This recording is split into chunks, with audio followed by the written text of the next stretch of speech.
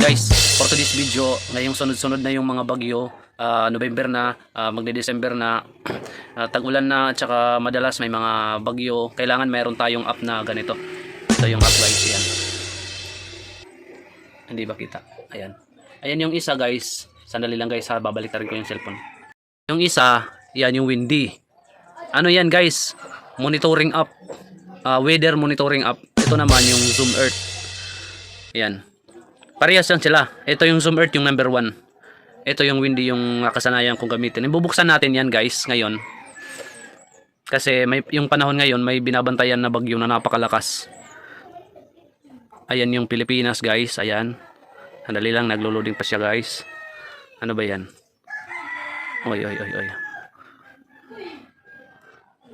Ba't hindi gumagana? Sandali lang. Wind nga. Ano to? Dali lang guys ha.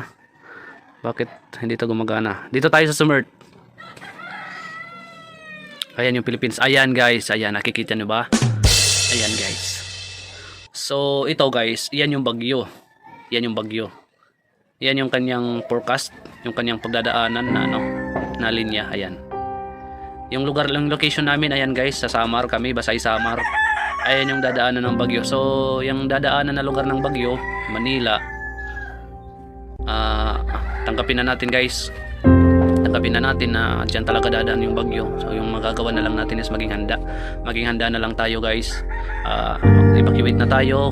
Yung mga gamit natin para hindi mabasa, anuhin natin, i-secure natin. At saka i-ready na natin yung sana naman kung maaari lang yung bagyo pumunta sa itaas para hindi na makasagasa sa lupa, hindi na makapanalasa. Ano yun, ang tawag, makasira ng mga kabahayan. Pero yung kasi guys yung linya na yan halos accurate talaga yan guys, accurate. Ayan guys, accurate talaga yan.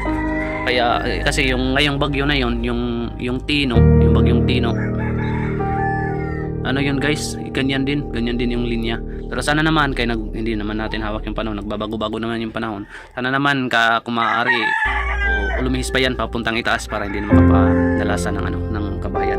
Dali lang guys, papunta natin yung windy. Anong nangyari sa windy na to? Umat ko. Ayan na. Salamat, gumana na guys. Ayan na guys, ayan. Yan yung windy. Napakadali lang mag-track ng bagyo dito guys. Kahit hindi sa Pilipinas, kahit sa ibang lugar, makikita mo. Ayan yung Pilipinas, ayan yung bagyo. Ayan. Minsan pag walang bagyo, maganda yung panahon, pwede kang tumingin-tingin dito sa windy. Dito yan madalas yung bagyo nagmumula. Yan dito. Ayan guys, nandito na tayo ngayon sa labas ng Pilipinas at makikita natin guys ito. Yan din, yung labas ng Pilipinas to. Hindi ko alam kung anong bansa to guys. Pero may bagyo din sa kanila, yan malakas din. Sa atin sa Pilipinas, ayun yung Pilipinas. So yun na guys. Yun nga guys, itong app nga pala ito, itong windy or itong Zoom Earth. Totoo talaga to guys, totoo. Ayan, itong Zoom Earth. Nakita ba? Ayan yung Zoom Earth. Alam ko, marami sa inyo hindi maniniwala guys na totoo ito kasi unang-una sa cellphone lang, tsaka libre lang. Sasabihin ng iba na wala, hindi yan totoo, hindi accurate. Pero ito talaga guys, lalo na itong Zoom Earth. Itong windy din naman, nakakonect talaga ito sa satellite. Kung ano yung nakikita ng image dito, katulad niyan, kita ba? Yan, sa satellite talaga yan guys. Yung image na yan, yung na yan, sa satellite yan talaga, sa itaas ng outer space, sa satellite talaga yan.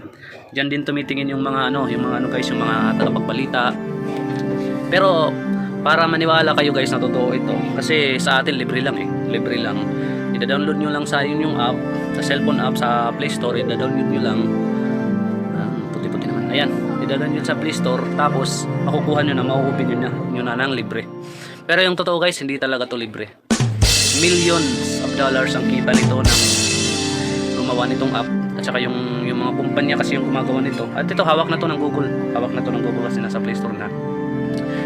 Alam mo yung population dito sa Pilipinas guys ay sobra, mahigit 100 million. So 100 million yung mga nagse-cellphone dito. Sa ibang bansa, basta na yung population ng buong mundo nasa 8 billion.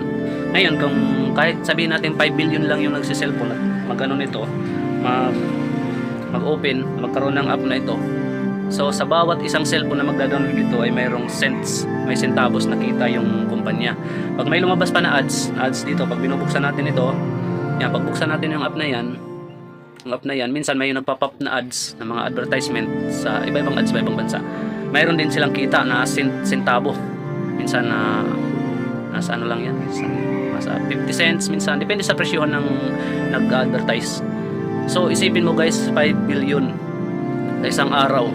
Kahit ano lang mag-open ng 5 billion na tao sa isang araw sa app na to. So may 5 billion sila sa isang araw lang. Ganun yun guys yung kitaan dito. Although centavo lang, hindi natin napapansin. Nasasabi natin na libre lang, pero ang totoo mayroon talaga silang kita. Millions of dollars yung kita nila. So maganda na rin, ano din sa atin, pabor din sa atin, kasi sa atin nagagamit natin ito ng halos libre. Internet lang kailangan at cellphone, okay na. So yun na guys, maraming salamat sa panonood.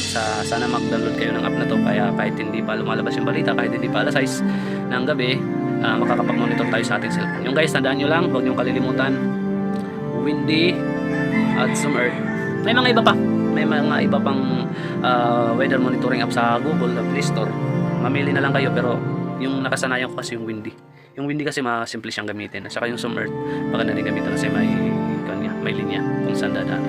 So lang guys, marami pa tayong mga amazing na bagay na pag-uusapan. Maraming salamat sa panonood. Paki-like na aking video. Peace out.